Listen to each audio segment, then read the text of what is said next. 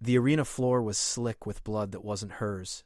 Yet, Captain Elena Vasquez stood in the center of the pit, her breathing steady despite the roar of 10,000 alien voices demanding her death. The Korthax champion circled her, 8 feet of armored muscle and bone spurs, its forearms flexing with anticipation. Above in the royal gallery, Queen Shakara leaned forward on her throne, her crystalline eyes fixed on the small human who had dared accept the challenge. "This will be brief," the Queen's vizier announced, his translator rendering the words in flat English. "The human cannot survive even one strike from our champion." Elena didn't look up. She watched the champion's center mass, the way her instructors had taught her in the Marines. The creature's exoskeleton gleamed under the arena lights, decorated with kill markings from hundreds of victories. It chittered something in its native tongue, and the crowd erupted in laughter. "It says you are the smallest opponent it has ever faced," a guard translated from the edge of the pit. "It will make your death quick as a mercy." Elena rolled her shoulders, feeling the familiar weight of her own skeleton, her muscles, the gravity of this world that was 0.8 Earth standard. Light. Everything here was light. She'd been wearing weighted training gear for the past 3 weeks in the detention cells, keeping her body conditioned, staying ready. The Korthax Emperor had called humans weak, had displayed her in chains before his court, a specimen of the species that had refused to yield their colony world in the outer reaches. When she'd challenged their assumptions, they'd laughed. When she'd invoked the right of challenge under their own laws, they'd laughed harder. Now the champion charged. Elena moved. Not away, into the attack. She dropped beneath the first sweeping arm, felt the displacement of air as bone spurs missed her skull by inches. Her hand shot out, grabbed the second arm at the joint, and she used the champion's own momentum to pivot. 200 pounds of human muscle, trained and conditioned, torqued against the alien's elbow with every principle of leverage physics could provide. The joint shattered with a sound like breaking stone. The champion's scream cut through the arena's roar. It staggered, and Elena was already moving, already inside its guard. Her elbow drove into the creature's throat, the soft spot she'd observed during 3 days of studying previous arena footage. The champion gagged, stumbled back. The crowd's laughter had died. Queen Shakara's claws dug into the armrests of her throne. Elena didn't give the champion time to recover. She'd learned in Kandahar and the Congo and a dozen hellholes across Earth, you never let a bigger opponent set the tempo. She ducked under a wild swing from the third arm, trapped it against the champion's own body, and drove her knee into the creature's lower thorax where the exoskeleton plates met. Once. Twice. 3 times. She felt something crack. The champion roared and tried to grab her with its remaining functional arms. Elena twisted, slippery with the blood now pouring from the creature's wounds, and got behind it. Her arm locked around its thick neck, cutting off the airway. The champion thrashed, incredibly strong, and for a moment she felt herself lifted off the ground. But she'd been lifted before. She'd held on before. She thought of the colony, the families who'd built lives on that world, the children who'd never known Earth. The Korthax fleet had arrived with demands, not negotiations. Tribute or extermination. When the colonists refused, the bombardment began. Elena had been in the Colonial Defense Force Command Center when the order came to surrender. She'd watched the governor sign the document. She'd said nothing when they came to take her, the ranking military officer, to stand trial for the crime of resistance. She'd said nothing until she stood before the Emperor himself. The champion's struggles weakened. Its movements became sluggish. The arena had gone silent except for the creature's desperate wheezing. "Enough!" Queen Shakara's voice cut through the stillness. "Release him!" Elena looked up at the royal gallery, looked directly into the queen's eyes, and tightened her grip. The champion collapsed. Elena went down with it, maintaining the chokehold, feeling the exact moment the creature's consciousness fled. Only then did she release, rolling clear, coming to her feet in a fighter's crouch. The champion didn't rise. Elena stood, blood-soaked, breathing hard but controlled. She raised her eyes to the queen and waited. The silence stretched. 10,000 aliens motionless. The queen's face was unreadable, her crystalline features refracting the arena lights into rainbow patterns. "Impossible," someone whispered. The translator caught it, amplified it. Elena remained still, watching, waiting for whatever came next. The protocol demanded the queen's response. Win or lose, live or die, that decision belonged to the throne now. Queen Shakara rose slowly from her seat. The queen descended from the royal gallery with a grace that seemed to defy the curved stairway's steep angle. Her robes, woven from something that resembled liquid metal, whispered against the stone steps. Every eye in the arena tracked her movement. Elena stayed in the pit, aware that guards had materialized along the upper rim, their weapons trained downward. She made no move toward the fallen champion, who still breathed but remained unconscious. When the queen reached the arena floor, the temperature seemed to drop. A presence carried weight, something beyond mere authority. She was old, Elena realized. Not in the way humans aged, but old in the way mountains were old. How many challenges had she witnessed? How many champions had fought in this very pit? "You have broken Krathix," the queen said, her voice carrying without amplification. In 300 cycles, he had never fallen. Elena said nothing. She'd learned that silence was often the strongest response. The queen circled her slowly, examining her as one might study a new species of predator. "Our intelligence reported that humans were fragile, that your bones broke easily, that your worlds made you soft, dependent on technology for survival." "Your intelligence was incomplete, Your Majesty." Elena's voice was steady, respectful, but not submissive. "Evidently," the queen stopped circling. "You fight with technique, not merely strength. You studied Krathix before this match. I observed the available information. In chains. In a detention cell. I had time." Something that might have been amusement flickered across the queen's features. "You had time," she repeated. "Tell me, Captain Vasquez. Yes, I know your name, your rank, your history. Why did you invoke the right of challenge? You could have remained in comfortable captivity until negotiations concluded." Elena met her gaze directly. "Because your empire needs to understand what it's threatening. You called us weak. You assumed surrender was inevitable. I wanted you to know the cost of being wrong." The queen's claws extended slightly, a gesture Elena's cultural briefings had identified as equivalent to a raised eyebrow. Brave words for someone surrounded by my guards. "Not bravery, Your Majesty. Calculation. If you'd wanted me dead, I'd be dead. You stopped the fight. You came down here yourself. That means I interest you. You presume much? I observe much." The queen turned away, paced toward the fallen champion. Medical teams had appeared, waiting for permission to enter the arena. She gestured, and they rushed forward, hovering over Krathix with instruments that hummed and glowed. "Your colony world," the queen said, still facing away. "The one you defended so poorly against our preliminary forces. What makes it worth dying for?" "I'm not dead." "Answer the question." Elena chose her words carefully. "It's not just a colony. It's a home. Families live there. Children born on that soil have never seen Earth. They've built something, not just buildings, but community. Identity. A future. When your fleet arrived and demanded tribute, you weren't asking for resources. You were asking them to become subjects, to accept that their lives and choices belong to you. That is the way of conquest. That's the way of empires that forget why they expand. You grow larger, but do you grow stronger? Or just more bloated?" Guards tensed. Somewhere in the crowd, someone hissed in anger. The queen turned back slowly. "You dare criticize the Korthax Empire? I dare tell you the truth. Isn't that why you came down here? You could have had me executed from your throne. Instead, you wanted to hear what I had to say." The queen studied her for a long moment. "You are either remarkably brave or remarkably foolish. Can't it be both?" That surprised a sound from the queen, not quite laughter, but something close. "My vizier warned me about human unpredictability. I dismissed it as exaggeration." She moved closer until she stood just beyond arm's reach. "What would you have me do, Captain? Your colony violated our terms. Your people fired on our vessels."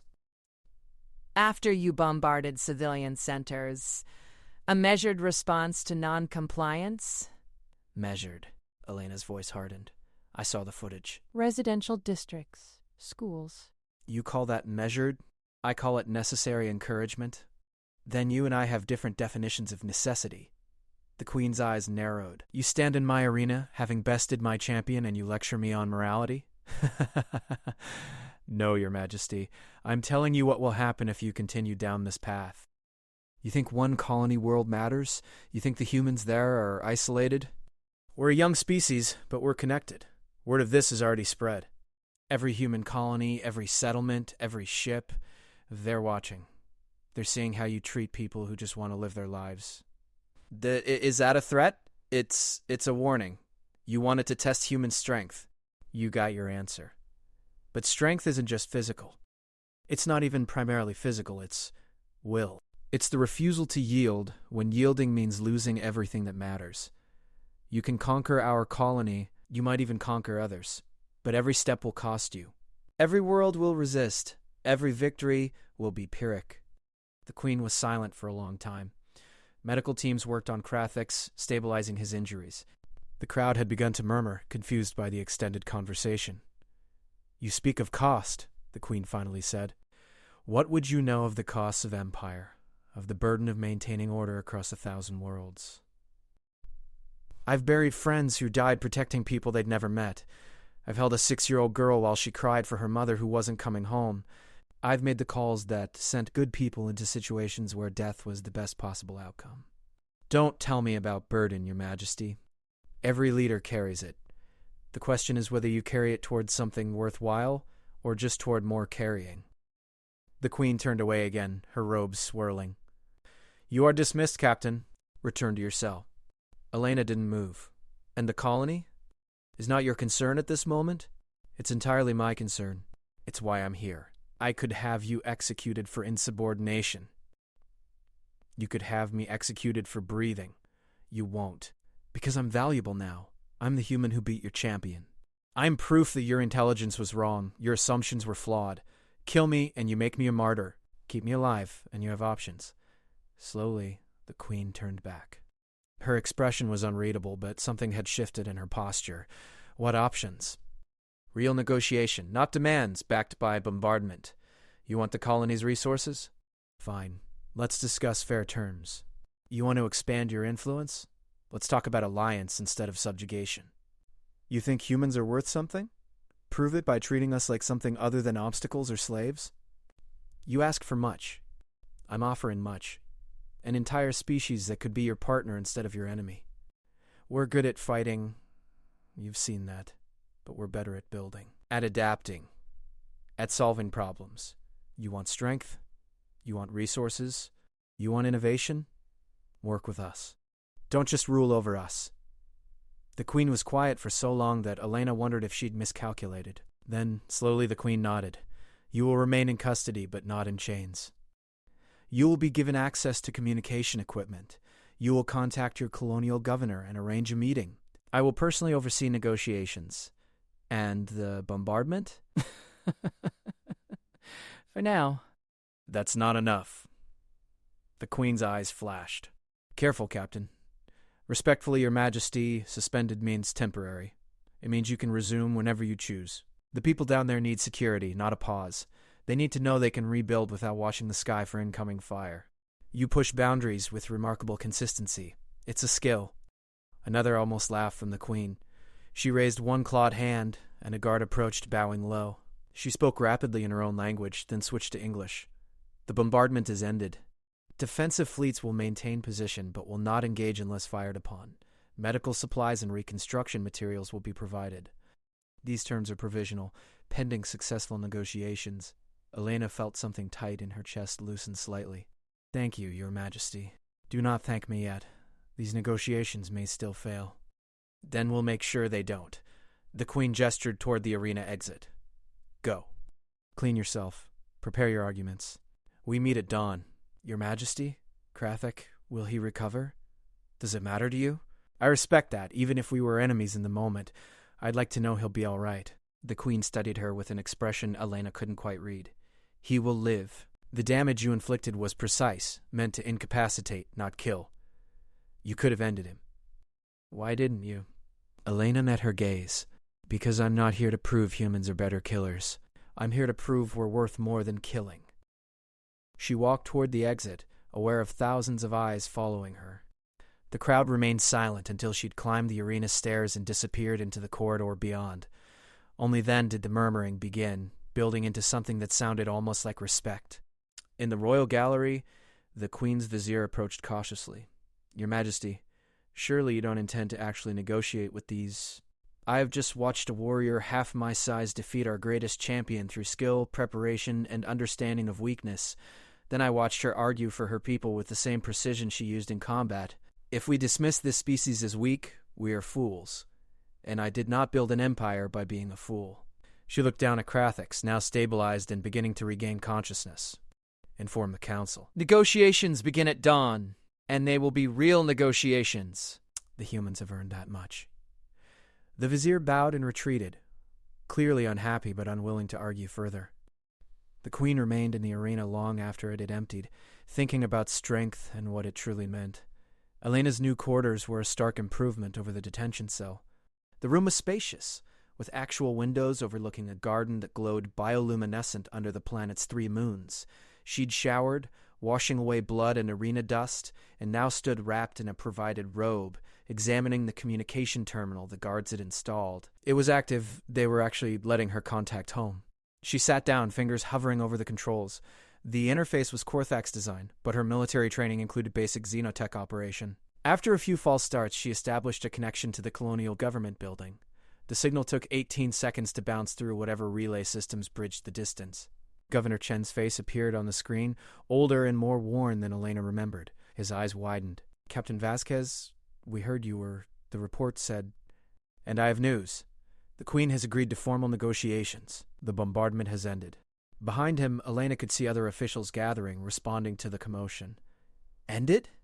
You're certain? Provisional on successful talks, but yes, they're providing medical supplies and reconstruction materials. What did you do? I had a conversation in their arena. It got physical. We heard about it. The Korthaks broadcast it system-wide as an example of human foolishness. When the transmission cut off, Chen's voice roughened. We thought you were dead.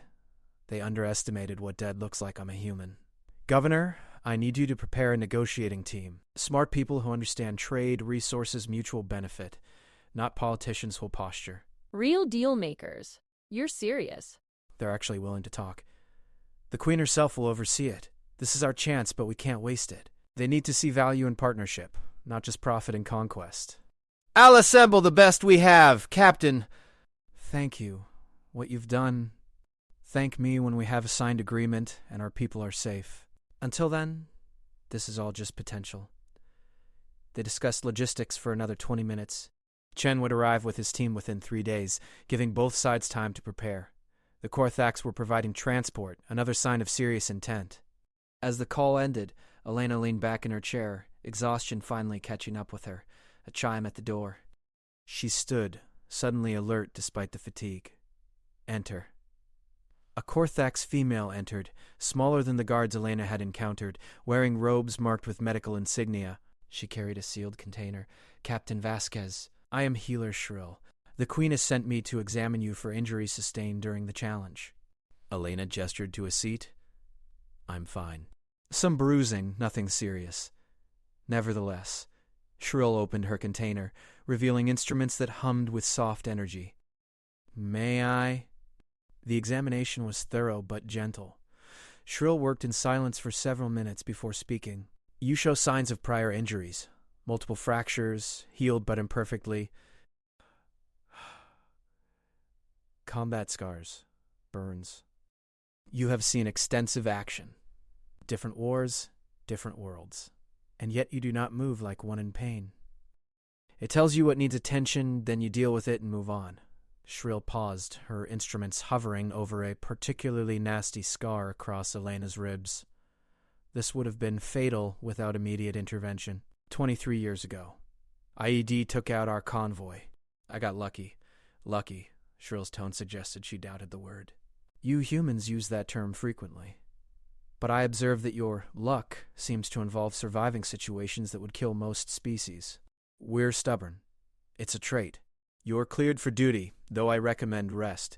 The challenge took more from you than you acknowledge. I'll sleep when the negotiations are concluded. As I said, stubborn. Shrill stood, then hesitated. May I speak candidly, Captain? Please. I have served in the palace for 40 cycles. I have seen the Queen angry, pleased, bored, calculating. Today in the arena I saw something I have never witnessed before. She was impressed. Genuinely impressed. That is, rare. She's lived a long time. Takes a lot to surprise her. Indeed. But you managed it. Be careful with that gift. Impressive things can be valuable or dangerous depending on context. Elena nodded slowly. Thank you for the warning. After Shrill left, Elena stood at the window watching the garden's bioluminescence pulse in slow rhythms. Somewhere below, in a chamber she couldn't see, the Queen was likely preparing for the same negotiations. 2 leaders, 2 species, trying to find a path that didn't end in more blood. She thought about Krathix, recovering in a medical facility. She hadn't wanted to hurt him, but the message had to be clear. Humans weren't prey, weren't subjects to be claimed. Were dangerous when pushed, capable when challenged, and valuable when respected. The question was whether the Korthax Empire could adapt to that reality. Elena's military tablet returned to her with her cleaned belongings, chimed with an incoming message. She picked it up expecting something from Governor Chen. Instead, it was from the Queen directly. Captain Vasquez, you spoke of understanding, of seeing clearly. I wish to test that claim. Tomorrow, before negotiations begin, you will join me for morning ritual in the palace garden. Come alone. Wear whatever makes you comfortable. This is not combat. This is conversation. Elena read it twice, analyzing for threat or trap, found neither, or at least nothing obvious. She typed a simple response. I'll be there. The Queen's reply came instantly. Good. I have many of my own. Elena set the tablet aside and finally allowed herself to lie down. Sleep came reluctantly, her mind still processing the day's events, the shifts and changes, the sudden transformation from prisoner to, what? Envoy? Translator between species? Living proof of concept? Whatever she was now, it was better than being dead. She dreamed of the arena, but this time when she looked up at the royal gallery, the Queen wasn't watching. She was sitting beside Elena in the sand, both of them exhausted, both of them alive, both of them trying to figure out what came next. It was the most honest dream Elena had experienced in years. The palace garden was different in the pre-dawn light. The bioluminescent plants had dimmed, awaiting the arrival of the primary sun. Elena walked along a stone path, guided by a silent attendant who withdrew once they reached a circular clearing. The Queen was already there, standing before a fountain that flowed upward instead of down, defying gravity through some technology Elena didn't recognize.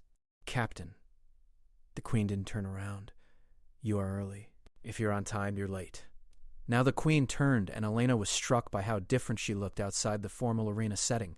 Her robes were simpler, though still elegant. No crown, no ceremonial weapons. Just a person, ancient and powerful and tired. Thank you for accepting my invitation. Thank you for extending it. The Queen gestured to cushions arranged near the fountain. They sat, and for a moment neither spoke. Water flowed impossibly upward, caught light that hadn't quite arrived yet, refracted it into colors Elena had never seen. This garden, the Queen said, was built by my predecessor 800 cycles ago. Every queen since has added something. This fountain was my contribution, installed after my coronation. Do you know what it represents? The flow of power upward? Resources from the empire to the throne? A common interpretation, but no. It represents the nature of challenge. Water should fall. Gravity demands it. Yet here it rises, sustained by constant energy, constant effort. The moment that effort ceases, the water falls. The fountain becomes ordinary. You're saying power requires constant work. I'm saying everything requires constant work. Power, order. The moment you assume it's permanent, it collapses. That sounds exhausting. It is. The Queen's voice carried unexpected vulnerability. You spoke yesterday of burdens, of the cost of leadership. You were right. Every decision I make affects billions of lives across 1,000 worlds. Every policy, every war, every treaty, ripples that never stop. Do you know what that weight feels like? I've commanded units, made calls that got people killed or kept them alive. It's not the same magnitude, but yes, I understand weight. And yet you chose to challenge me. To stand in that arena knowing you might die just to make a point, to make a truth clear, Your Majesty. There's a difference. The Queen smiled slightly. Is there? Truth and points both require listeners to accept them, but truth exists whether anyone accepts it or not. Your empire called humans weak. That was false whether you believed it or not. I just made the falseness visible by breaking Krathix, by demonstrating capability you'd assumed didn't exist. The Queen was quiet, watching the water flow upward. I have been queen for 600 cycles, Captain. I have expanded our empire, maintained order, prevented internal collapse that would have destroyed everything we built. I have done this through strength, through decisiveness, through never showing uncertainty. That sounds lonely. What? Never showing uncertainty, never admitting you might be wrong, always having to be the absolute authority. That sounds incredibly lonely. For a long moment, the Queen simply stared at her. Then, slowly, something in her expression cracked. Not broke, cracked. Let light through. Yes, she whispered, it is. Elena waited, sensing this was a moment to stay silent. Do you know what I saw yesterday in the arena? The Queen continued. I saw someone willing to risk everything for an idea. Not for personal glory, not for wealth or power. For the principle that her people deserve to be treated as equals. I have not seen that I cannot remember when I last saw that. Your Majesty, generals who report victories and hide defeats, viziers who scheme for position while pretending loyalty. I am surrounded by thousands, and I am completely alone. Then you arrive, this small human from a species we dismissed, and you tell me truths I don't want to hear with absolutely no fear of consequences. Elena chose her words carefully. In the arena, before the challenge, even now. Fear is rational, but I couldn't let fear stop me from doing what needed to be done. That is courage. Courage is what you do with the fear, not the absence of it. The Queen stood, paced around the fountain. I could have had you executed a dozen times. Part of me wanted to, just to maintain the precedent, to show that challenging the Empire brings only death. Why didn't you? Because you intrigued me. Because destroying you would have been easy, and easy answers rarely lead to real solutions. Because, she paused, because I am tired of ruling through fear alone. 600 cycles, Captain. 600 cycles of expansion, of conquest, of forcing compliance. And what has it gained us? Subjects who obey but do not contribute. Worlds that produce but do not innovate. An empire growing larger but not stronger. You said that yourself yesterday. More bloated than powerful. Your words. But they resonated. They've been resonating all night. The Queen returned to her cushion, sat with a heaviness that seemed to settle the entire garden. Tell me honestly, Captain, can your species and mine coexist? Not as conquerors and conquered, but as actual partners? I don't know. That depends on whether you're willing to see us as equals. Whether you can accept that being different doesn't mean being lesser. Whether you can value what we bring instead of just what you can take. And what do you bring? Adaptability. We're a young species. We've had to learn fast to survive. Innovation born from necessity. Loyalty to those we choose to stand with. The ability to take damage and keep moving forward. Perspective that comes from being the underdog. Elena leaned forward. Your empire is ancient and powerful. Ours is young and scattered. But young eyes see things old eyes miss. Fresh perspective challenges comfortable assumptions. We can push you to evolve, and you can teach us to build things that last. That's partnership. The Queen was silent for a long time. The primary sun was rising now, painting the garden in shades of amber and gold. The fountain caught the light, transformed it into something beautiful. This negotiation, the Queen finally said. I want you as part of the human delegation. Your Majesty, I'm military, not diplomatic. Exactly. You say what needs saying without political games. Your governor will handle the formal structures. You will handle the truth. Deal? Elena smiled. Deal? They sat together as the sun rose. Two leaders, from different worlds, different species, different perspectives, trying to build something that had never existed before. It was fragile. It was uncertain. It was absolutely necessary. One more question, Captain, the Queen said. In the arena when I ordered you to release Krathix, you looked at me and tightened your grip instead. Why? Humans don't follow orders just because someone in authority gives them. We follow orders that make sense, that serve purpose, that align with what we believe is right. You ordered me to stop, but the challenge wasn't finished. Krathix was still conscious, still dangerous. Protocol demanded completion, so I completed it. Then I followed your authority. I needed you to see that distinction, that I cannot simply command you. Give us reasons, not just orders. Give us purpose, not just demands. Treat us like thinking beings capable of judgment, and we'll follow you anywhere. Treat us like tools or slaves, and we'll resist until we break you or us. The Queen nodded slowly. This will be difficult. All worthwhile things are. They prefer the old ways. Then we show them new ways work better. You make it sound simple. It's not, but it's possible. That's enough to start. The Queen stood, offering a hand to help Elena up. The gesture was unexpected, intimate in a way that crossed species boundaries. Elena took it, and together they walked back through the garden toward the palace. Behind them, the fountain continued its impossible flow, sustained by constant effort, defying gravity through will and energy and a refusal to accept that what should fall must always fall. Sometimes water rose. Sometimes empires changed. Sometimes the weak became strong, not through transformation, but through revelation of strength that had always existed, waiting for the moment when it was needed most. The negotiations would begin in hours. Delegations would argue over resources and territories and treaty language. But the real negotiation, the one that mattered, had already happened in an arena stained with blood in a garden touched by dawn. Two leaders had met not as conqueror and conquered, but as equals seeking common ground. Everything else was just paperwork.